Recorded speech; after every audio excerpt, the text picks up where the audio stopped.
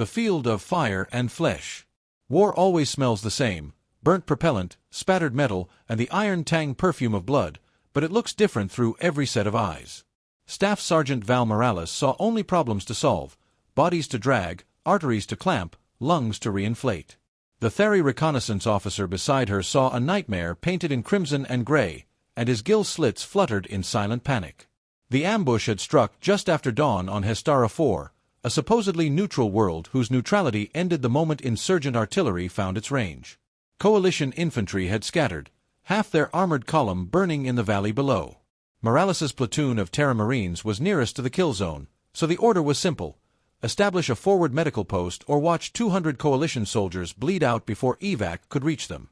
She picked a shallow depression behind a half-collapsed ridge wall, close enough to the front to matter, low enough to avoid direct fire, and stabbed a beacon into the mud. Within minutes, prefabricated panels slid from an autopod like origami, unfolding into a khaki-green trauma tent. Generators coughed to life. Sterile lights flickered on. The first stretchers arrived so quickly the floor was sticky before the plastic had fully smoothed. Private Kim, her corpsman, slapped a blood type scanner onto a human corporal's cheek while Morales cut away armor plating fused to flesh. BP 60 over palp, Kim reported, voice brittle but steady. Then move, Morales said, hands already submerged in the corporal's abdomen. Clamp, tie, pack. You know the drill. Outside, the battlefield kept screaming. Inside, only the wounded. The coalition's alien medics arrived 10 minutes later. 5 species, 6 different shades of horror etched into their features. They carried gleaming trays of nanoplastic dressings and antiseptic misters, gear that belonged in an orbital clinic, not a mud-slick foxhole. Morales spared them a glance, lips quirking at their pristine uniforms. You can stand there admiring the scenery, she called over the rhythmic whine of a bone saw, or you can save lives. Your pick. The Theri medic, tall and amphibious, stepped forward first.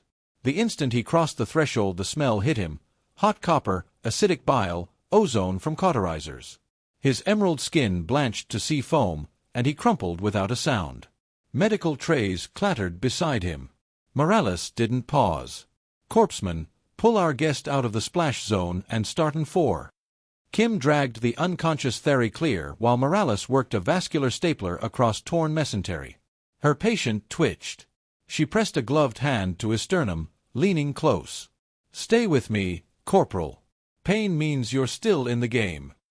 The second alien through the flap was a Valari avian, feathers trembling.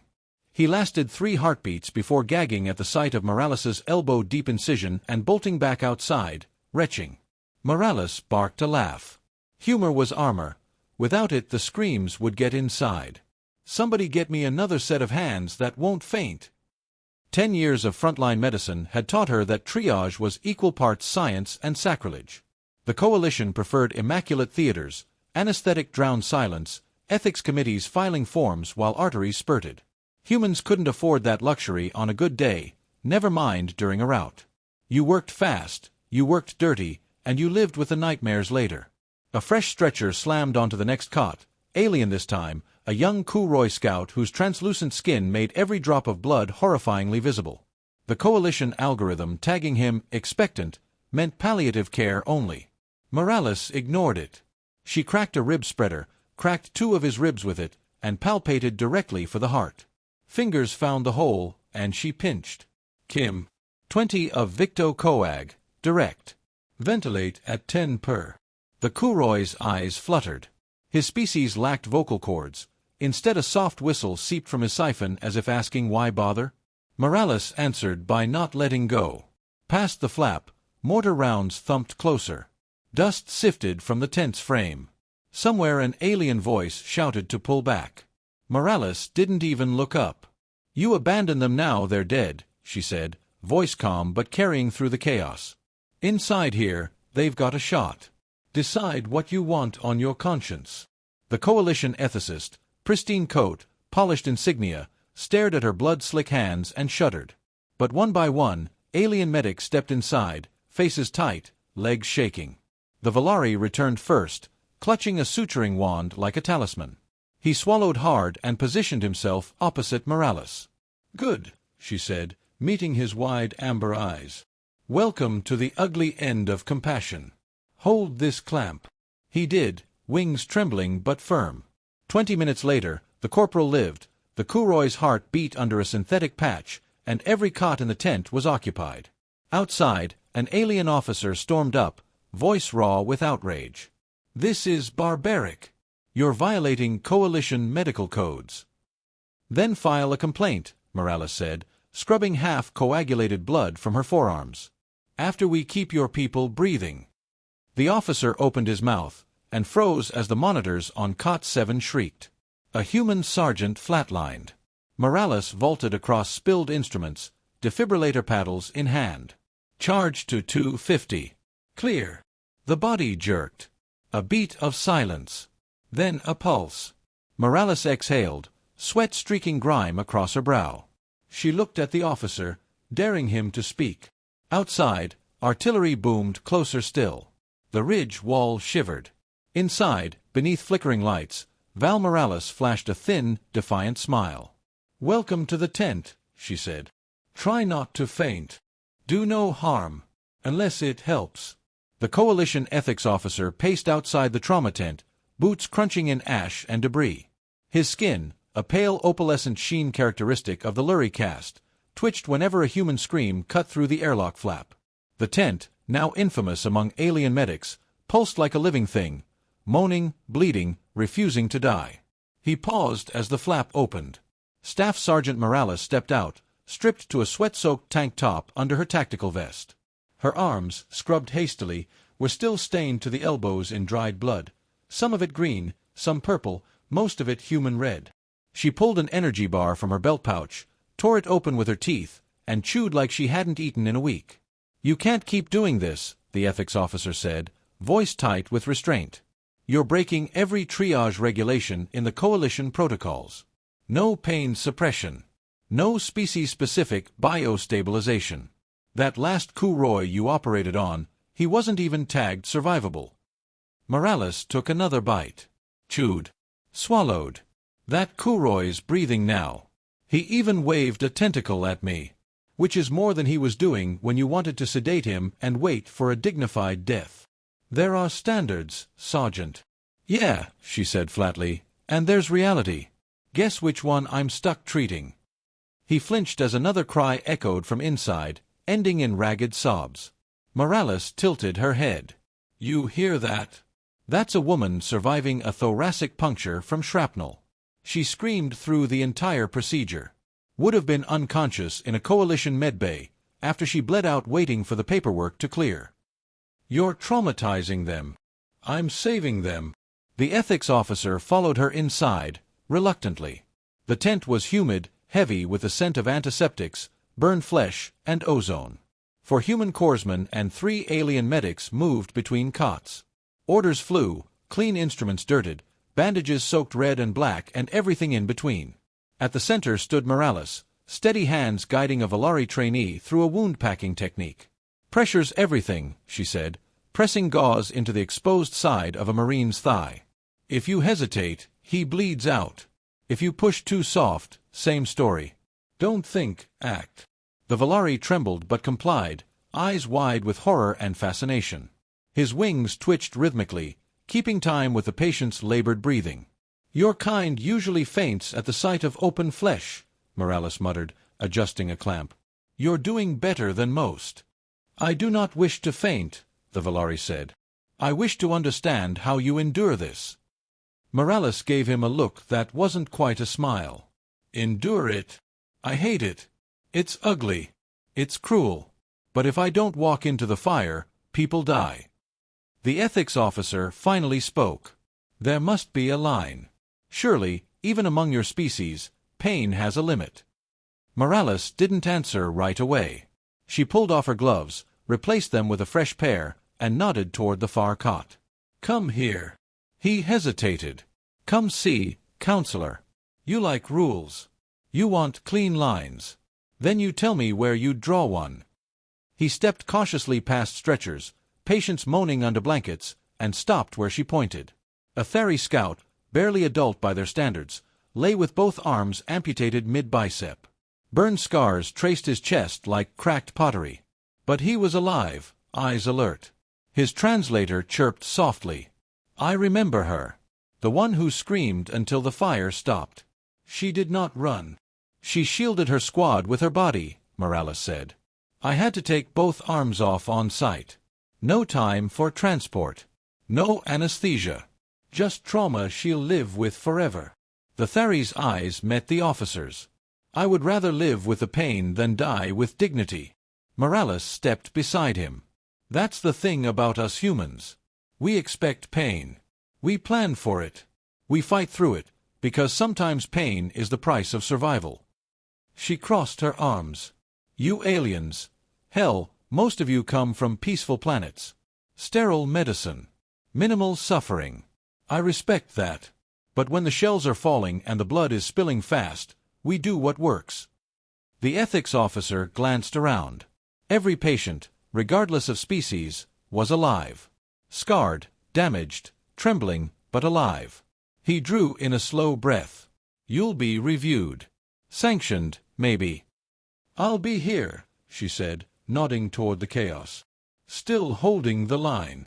Outside, another explosion shook the valley. More wounded would come. More lines would blur. And the tent would stay open.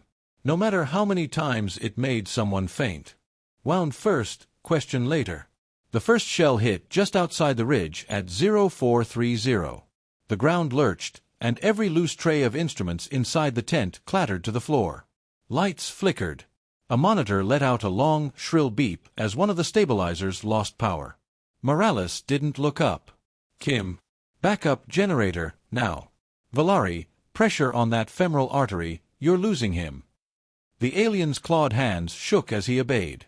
The Valari's breath came in short gasps, feathers splayed wide.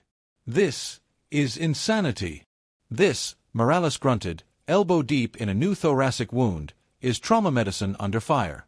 Welcome to the advanced course. Outside, the bombardment intensified. Coalition units were retreating from the eastern slope, pushing more wounded toward the human tent.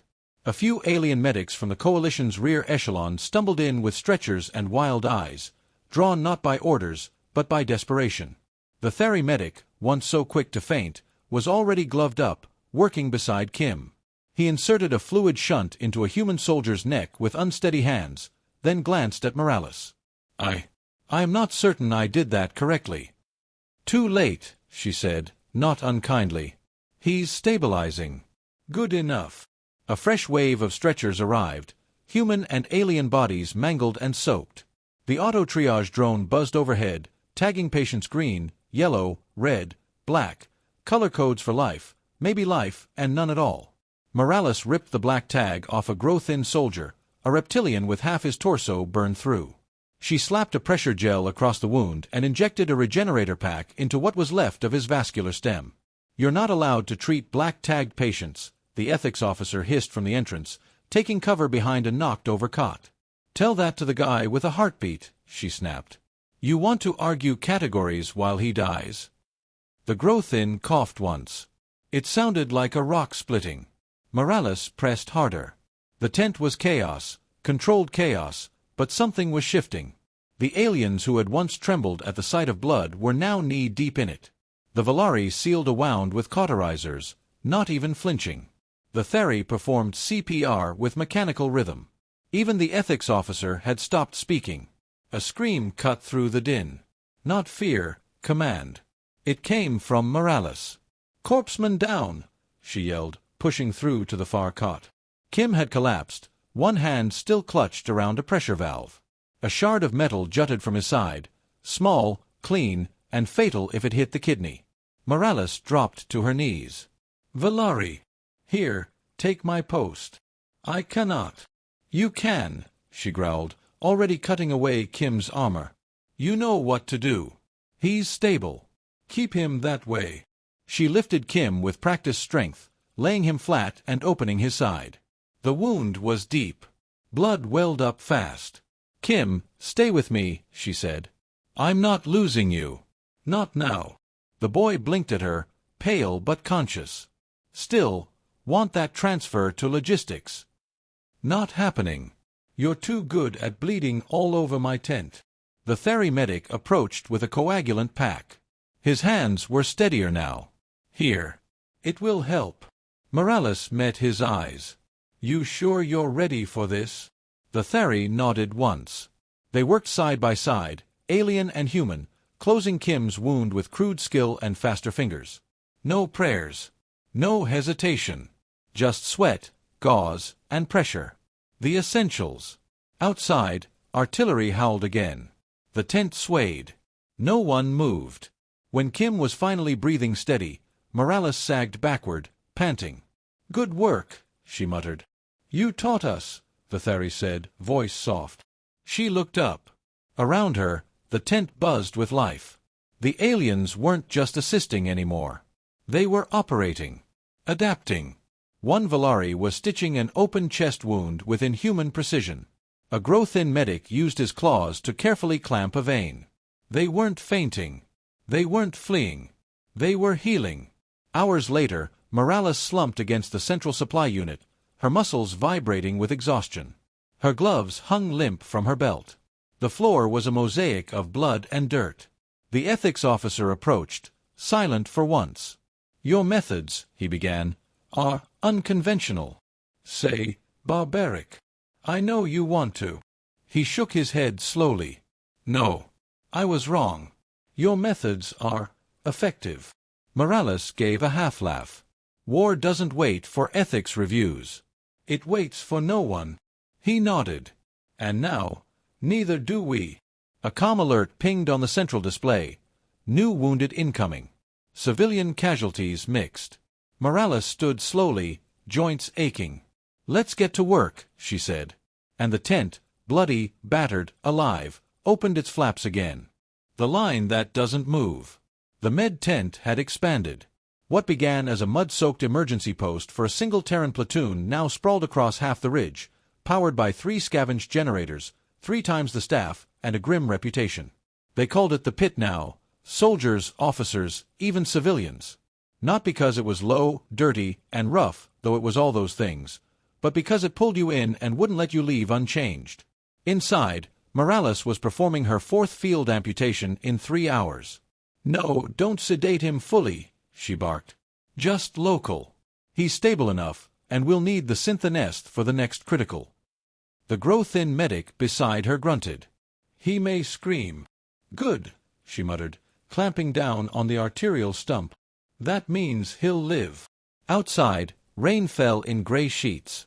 The sound of incoming shells had dulled, not because the war was over, but because it had shifted.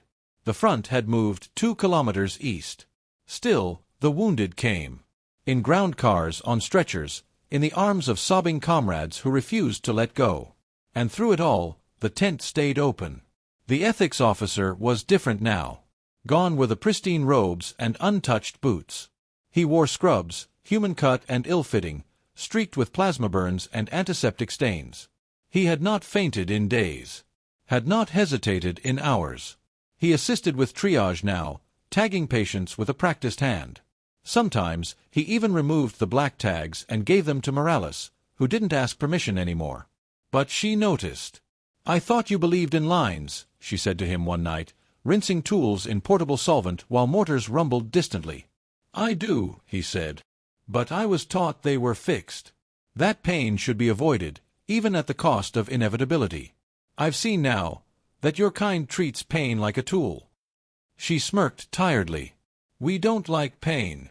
We just learn to work through it. That's all survival ever is."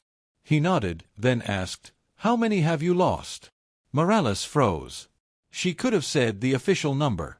She could have quoted the recovery rate, which was miraculous by any coalition standard. But she didn't. She looked toward a corner cot. A small pile of black tags lay on the floor, folded respectfully. Just tags. Not names. Not stories. "Too many," she whispered. Then louder, "But not all of them." That night, they received their first full civilian convoy, 32 souls, mostly Theri and human, pulled from a settlement flattened by a chemical strike. Most were children. Their cries echoed louder than the battlefield. Morales's hands trembled only once, when she saw a tiny girl with melted skin on her face and one intact eye. The child stared at her, silent, as if daring her to look away. Morales didn't. "Put her on cot 4. We've got to irrigate and stabilize now. Get every Regan pack we have. Don't hold back." They didn't. Not anymore. The grow-thin medic took point. The Valari worked with mechanical focus.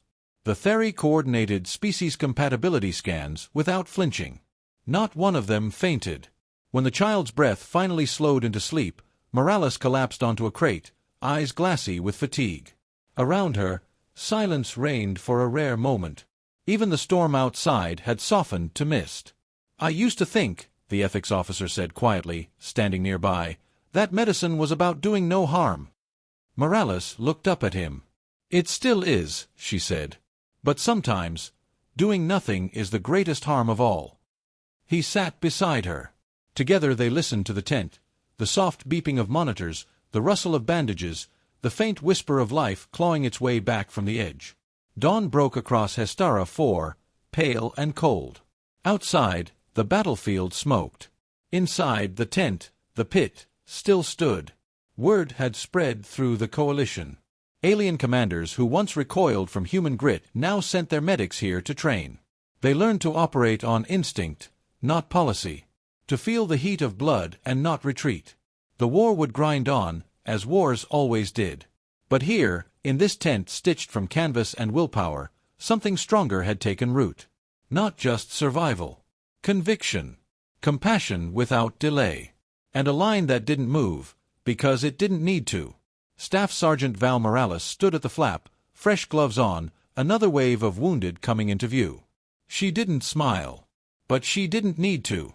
She stepped forward into the storm. The tent opened. And the work continued.